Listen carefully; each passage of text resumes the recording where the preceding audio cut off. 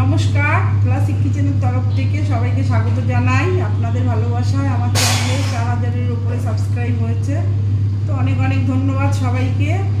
ছোটদের ভালোবাসা ও বড়দেরকে প্রণাম জানাই। আর আমার রান্নাগুলো ভালো লাগে তো তাহলে লাইক, কমেন্ট, শেয়ার করবেন আর অবশ্যই সাবস্ক্রাইব করতে ভুলবেন না। তো চলুন রান্নাটা শুরু করি, রেসিপিটা বানিয়ে ফেলি। এখানে মটন আছে 1 কিলো, মটন আছে 1 কিলো, আর এখানে টমেটো কুচি 1.5টা, এখানে জিরে বাটা, এই যে রসুন আর লঙ্কা বাটা, রসুন 1.5 খানা, লঙ্কা 15টা, কাঁচা লঙ্কা, এখানে আদা বাটা আছে, আর এখানে পেঁয়াজ কুচি আছে 5টা। আর এইবারে চলুন তাহলে এই মাটনে 1 চামচ হলুদ দিলাম, স্বাদ মতো লবণ দিলাম, আর এখানে টক দইটা দিয়ে আধ ঘন্টা মাখিয়ে রাখবো। এই যে 2 চামচ দিলাম। এবারে এইটা মাখিয়ে রাখবো আধ ঘন্টা, তারপরে রান্নাটা বসিয়ে দেবো। তো এইভাবে মাংসটা মাখিয়ে রাখলে মাংসটা নরমও হবে, আবার খেতে একটা সুন্দর স্বাদ হবে। কড়াইতে তেল দিয়ে দিলাম। এবার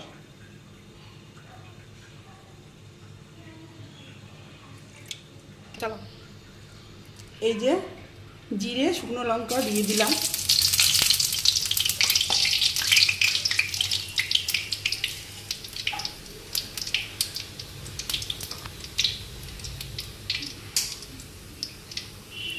এবারে লবঙ্গ, দারচিনি দিয়ে দিলাম। এবারে পেঁয়াজ কুচিটা দিয়ে দেবো।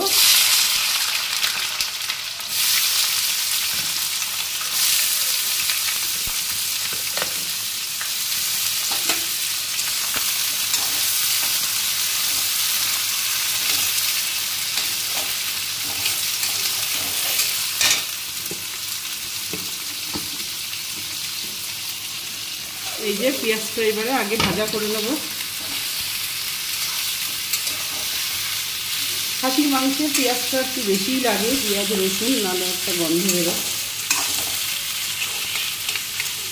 মাটনে পেঁয়াজটা একটু বেশি লাগে, পেঁয়াজ রসুন, তো আমি একটু বেশি করেই কেটেছি, বেশি দিলে গন্ধটা যায়। এই যে এটা লাল হবে।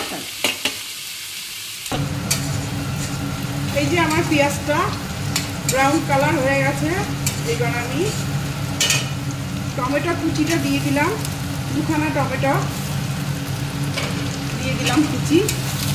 এইবার এটা একটু লাল করে নেব, টমেটোর যাতে কাঁচা গন্ধটা যায়। এবার এটা লাল করে নেব, টমেটোটা একটু ভেজে।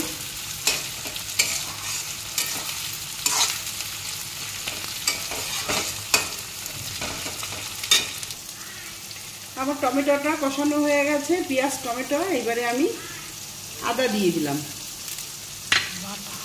আর জিরে বাটা দিয়ে দিলাম।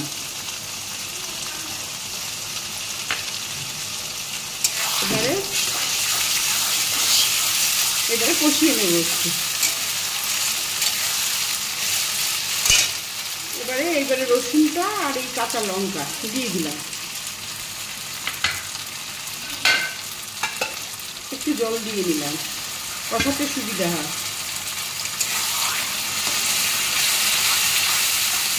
এবারে এটা ভালো করে কষাবো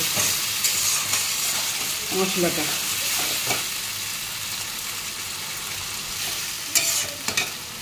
এবারে হলুদ দিলাম 1 চামচ, 2 চামচ দিলাম হলুদ, লবণ স্বাদ মতো 1 চামচ, 1.5 চামচ।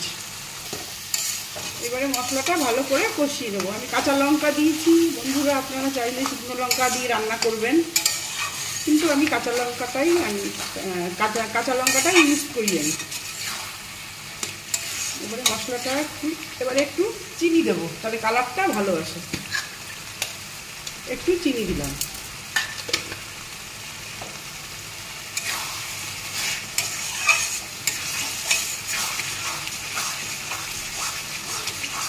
এবারে মাংসটা ছেড়ে দিই এই যে দই মাখানো মাংস।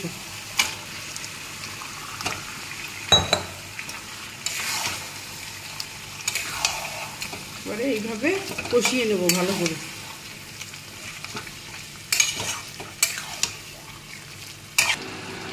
এই যে মাংসটা এবারে মশলার মধ্যে দিয়েছি, এবার একটু ঢাকা দিয়ে দিলাম, এটা আস্তে আস্তে কষবে। তারপরে আবার এই যে মটনটা কষানো হয়ে গেছে, এবারে পাশে জলটা বসিয়ে দিয়েছি।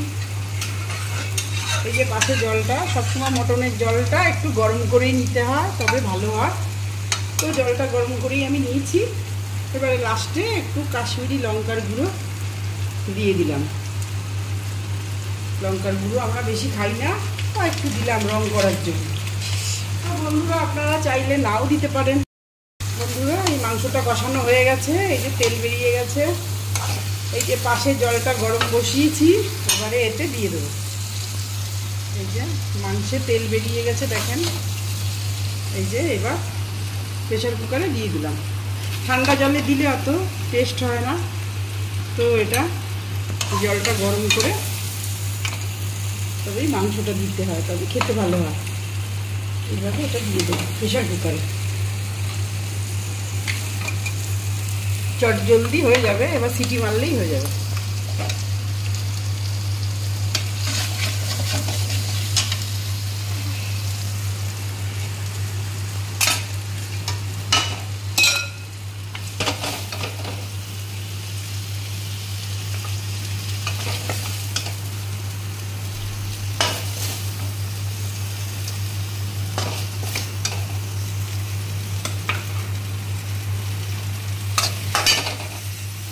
এই যে প্রেসার কুকারে দিয়ে দিলাম উষ্ণ গরম জলে। এইবারে এটা সিটি পড়বে 8টার থেকে 10টা।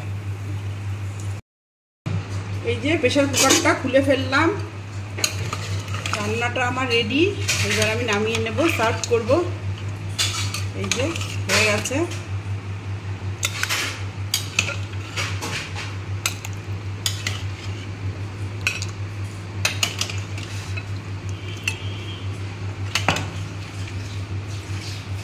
এই যে এইভাবে রান্না হয়ে গেছে, গরমে একটু পাতলা ঝোল।